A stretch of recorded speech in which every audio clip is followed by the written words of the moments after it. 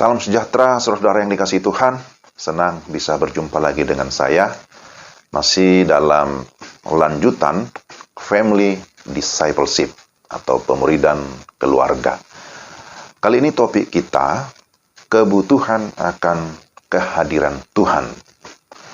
Nah, saudara-saudara, para orang tua atau pendidik sekalian, hendaklah kita menyadari bahwa setiap anak memiliki kebutuhan fisik maupun kebutuhan spiritual atau kebutuhan rohani.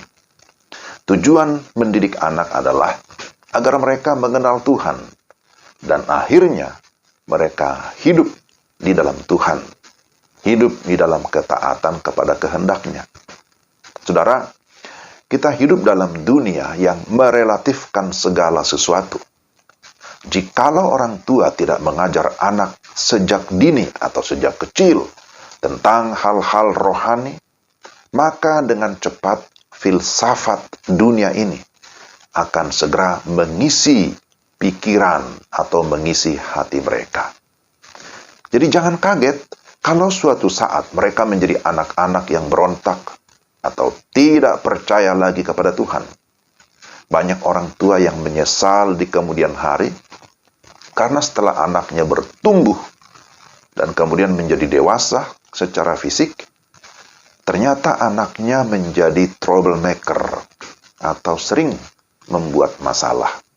Akhirnya, orang tua mengalami kesulitan untuk mengarahkan dia.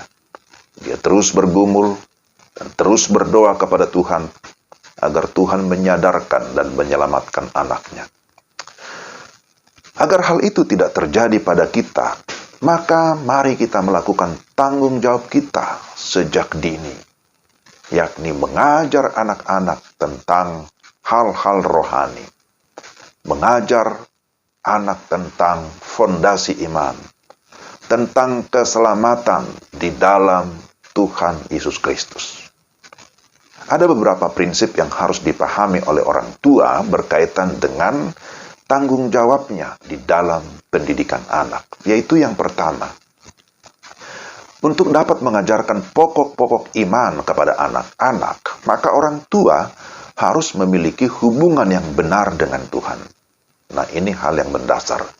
Hubungan yang benar dengan Tuhan. Orang tua tidak hanya mengetahui kebenaran, tidak hanya mengetahui, oh ini benar, ini firman, tetapi juga harus menjadi contoh di dalam melakukan kebenaran.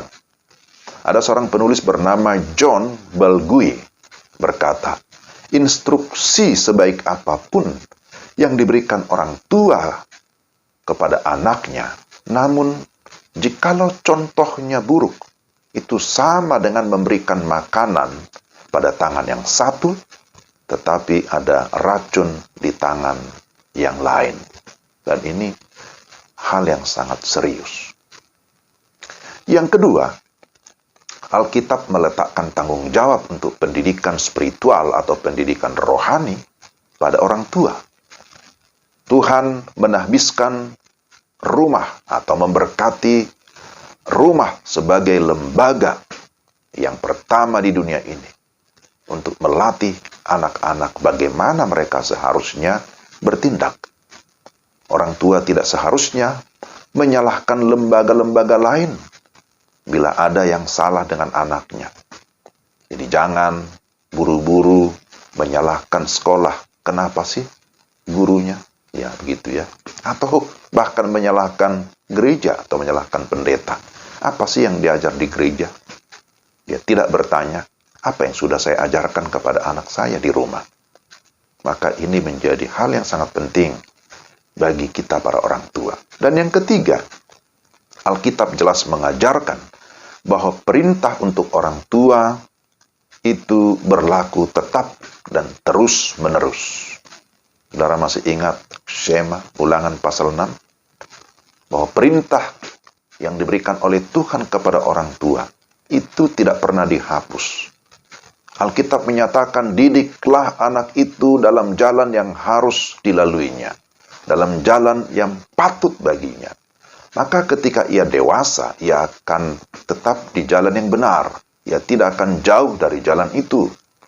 Saudara yang terkasih dalam Tuhan, Ingatlah, orang tua menjadi guru utama dan pertama bagi anak-anaknya yang akan mendidik anaknya pada jalan Tuhan. Dan kita harus menerima itu sebagai satu kepercayaan. Itu adalah tugas yang mulia.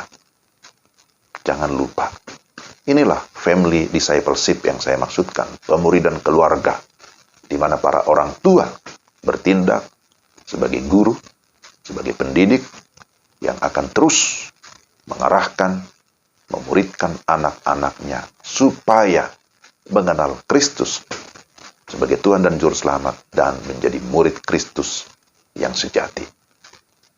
Mari kita berusaha melakukannya dengan tetap semangat. Kiranya Tuhan memberkati saudara sekalian.